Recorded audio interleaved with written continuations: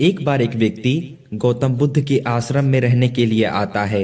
आश्रम की शांति में 2 दिन बिताने के बाद वह बुद्ध के पास जाता है और कहता है, बुद्ध, मेरे मन में कुछ प्रश्न उठ रहे हैं।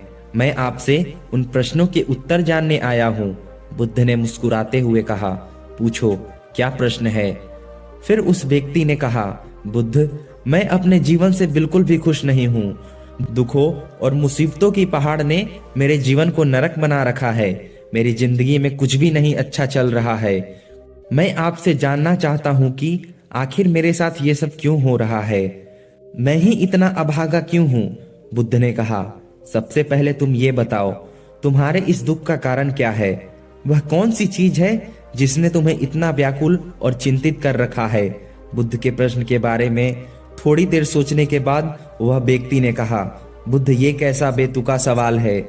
मैंने आपसे प्रश्न किया है और आप उत्तर देने के बजाय आप वापस प्रश्न कर रहे हैं।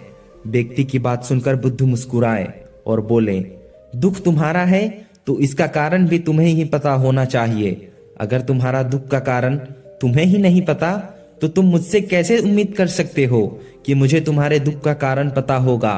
व्यक्ति ने कहा, बुद्ध, लोग तो कहते हैं कि आप भगवान हैं, आप सब कुछ जानते हैं, आप लोगों के मन को पढ़ लेते हैं, तो आपको मेरे दुख का कारण कैसे नहीं पता है?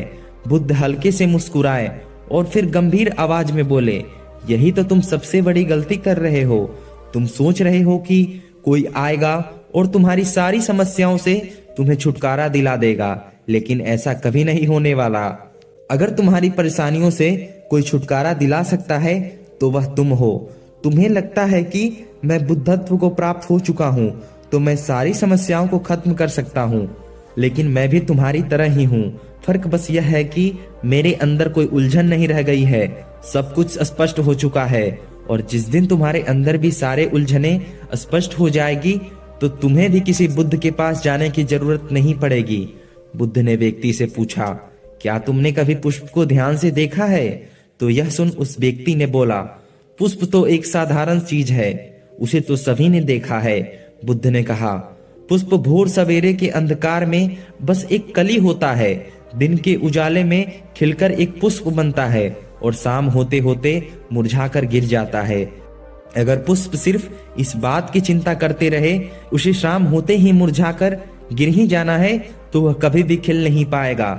इसी प्रकार तुम हर समय अगर दुखों के बारे में सोचते रह जाओगे तो तुम कभी भी खुश नहीं हो पाओगे। अगर तुम ध्यान से देखो तो यह पाओगे, अभी भी तुम्हारे जीवन में बहुत सी चीजें हैं जिनके लिए तुम खुश हो सकते हो, जिनके बारे में सोचकर तुम मुस्कुरा सकते हो। मैं तुमसे कहना चाहता हूँ, तुम अपने जीवन की कमियों की बजाय तुम अपने जीवन की अच्छाइयों पर ध्यान दो।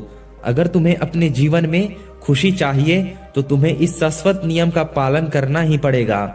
जीवन की अच्छी और सकारात्मक चीजों की तरफ ध्यान देना ही पड़ेगा। मैं तो केवल तुम्हें रास्ता दिखा सकता हूँ, तुम्हें उस रास्ते पर चलना सिखा सकता हूँ, लेकिन अगर तुम्हें खुश रहना है तो उस रास्ते पर चलना तो तुम्हें ही पड़ेगा। बुद्ध के मुंह से ऐसी बातें सुनने के बाद वह व्यक्ति थोड़ा देर शांत बैठा रहा। फिर उसने कुछ सोचते हुए कहा, लेकिन बुद्ध, मुझे एक बात समझ में नहीं आ रही, क्या मेरे जीवन की सारी समस्याओं का समाधान एक ही बार में किया जा सकता है? बुद्ध ने बहुत शांति से जवाब देना शुरू किया। मान लो कोई भविष्य देखने वाला व्यक्ति तुम्हें यह बता देता है कि आज शाम तक तुम्हारा मृत्यु तय है, तो यह जानने के बाद तुम क्या उन बातों को सोचोगे जिसे तुम सोच सोच कर चिंतित हो रहे थे? नहीं, तुम्हें कोई ऐसी समस्या याद ही नहीं आएगी जिसके लिए तुम चिंतित हो रहे थे, क्योंकि उस समय जीवन के तुम ऐसी सच्चाई के बारे में सोच रहे होगे जिसे लोग मृत्यु कहते हैं, और तुम्हें महसूस होगा जिन छोटी छोटी बातों को तुम अपने जीवन की समस्या सोच बैठे थे वह तो कुछ भी नहीं थी। अचानक तुम्हें लगेगा चिंता करना व्यर्थ है, मैं तो शाम तक इस दुनिया को छोड़कर जाने वाला हूँ। तुम्हें जीवन की वह सारे पल व्यर्थ लगेंगे जो तुमने चिंता, जलन और बेवजह के दुख में बिताए थे। लोग बोलते तो हैं लेकिन अंदर से स्वीकारते नहीं कि उन्हें भी एक दिन इस दुनिया को छोड़कर जाना है। उनकी चाहत और उनकी इच्छाएं इतनी मजबूत होती है कि वो खुद को अमर मान लेते हैं। खुशी और दुख दोनों ही अस्थायी नहीं है, यह हमारे कर्मों पर विचारों से उत्पन्न होती है। व्यक्ति जो बुद्ध की सारी बातों को ध्यान लगाकर सुन रहा था, उसने बीच में रोकते हुए कहा, तो बुद्ध, आपके कहने का अर्थ यह है कि मैं हमेशा सोचता रहूं कि मैं मरने वाला हूं, और क्या ऐसा सोचना मेरी सारी समस्याओं को खत्म कर देगा? नहीं, ऐसा कभी नहीं सोचो। बस तुम्हें यह स्वीकार कर लेना है कि यह दुनिया में मेरी उपस्थिति अनिश्चित है, और जब तक मैं यहाँ हूँ खुशी से जीवन जीऊंगा।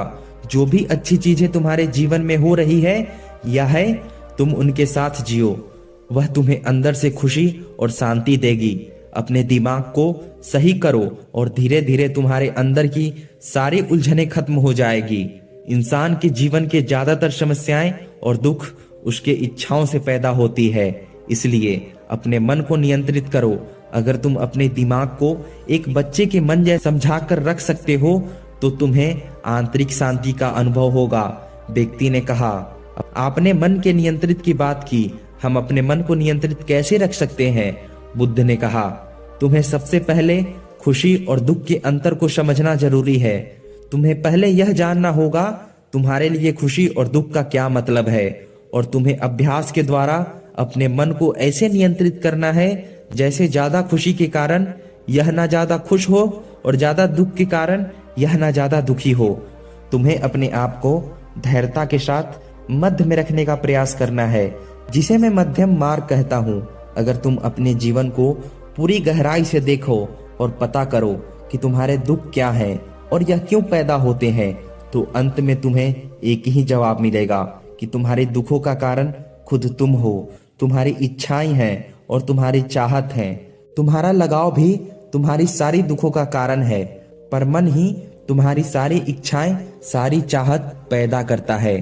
तुमने अपने मन को नियंत्रित कर लिया तो तुम्हारे सारे दुख खत्म हो जाएंगे। गौतम बुद्ध ने कहा, अगर तुम एक छोटा सा काम कर सकते हो तो तुम देखोगे तुम्हारे अंदर के सारे दुख खत्म हो जाएंगे। बुद्ध की बातों को सुनने के बाद व्यक्ति ने उत्साहित होकर कहा, मुझे क्या करना होगा बुद्ध?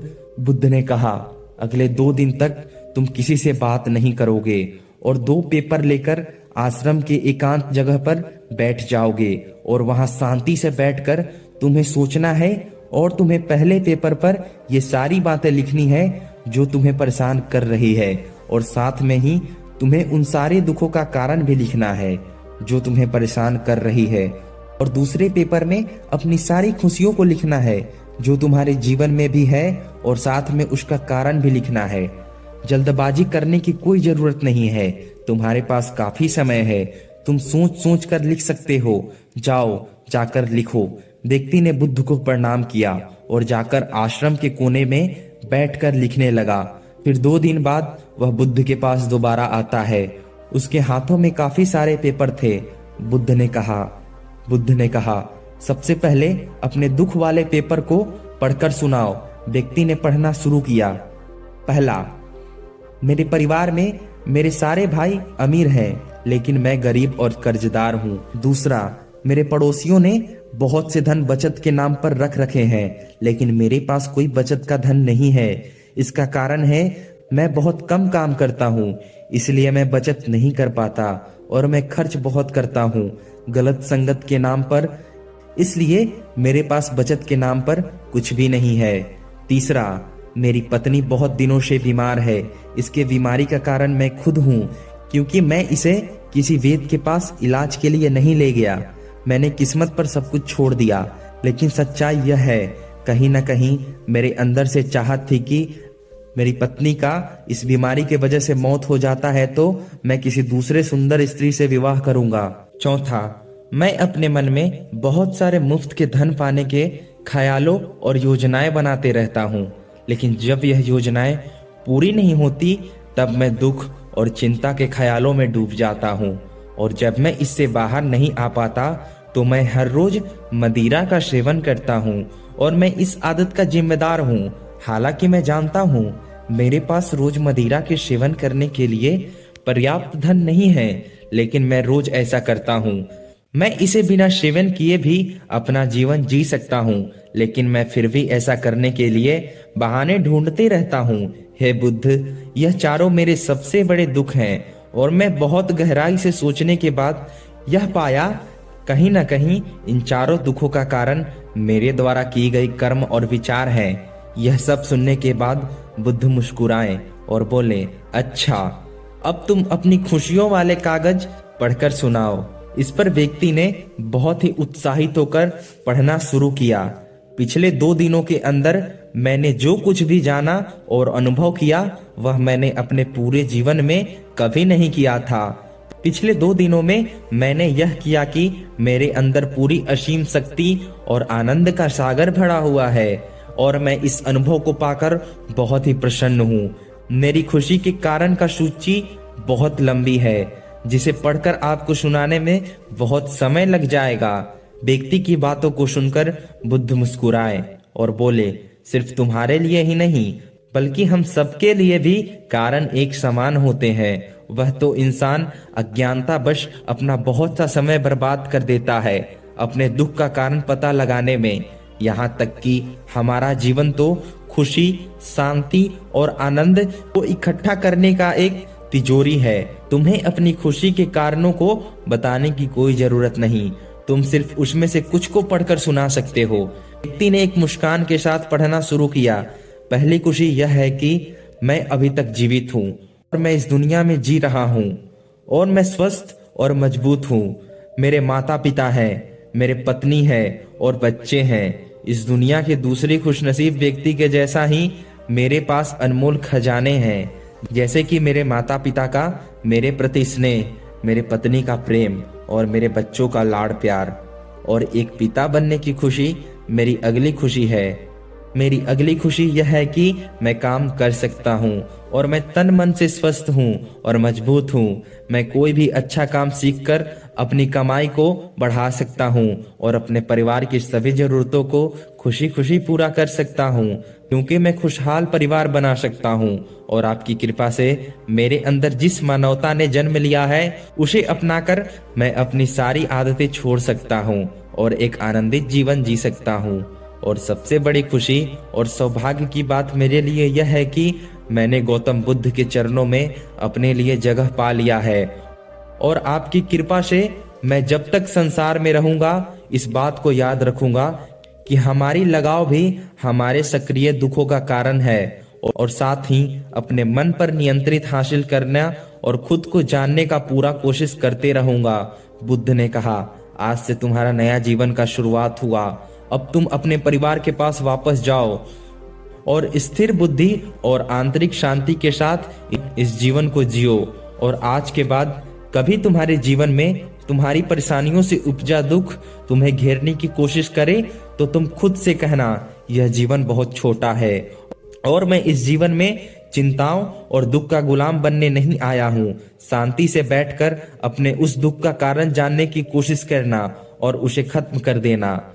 तब तुम आंतरिक खुशी और कभी न खत्म होने वाली खुशी और आनंद को प्राप्त कर सकते हो।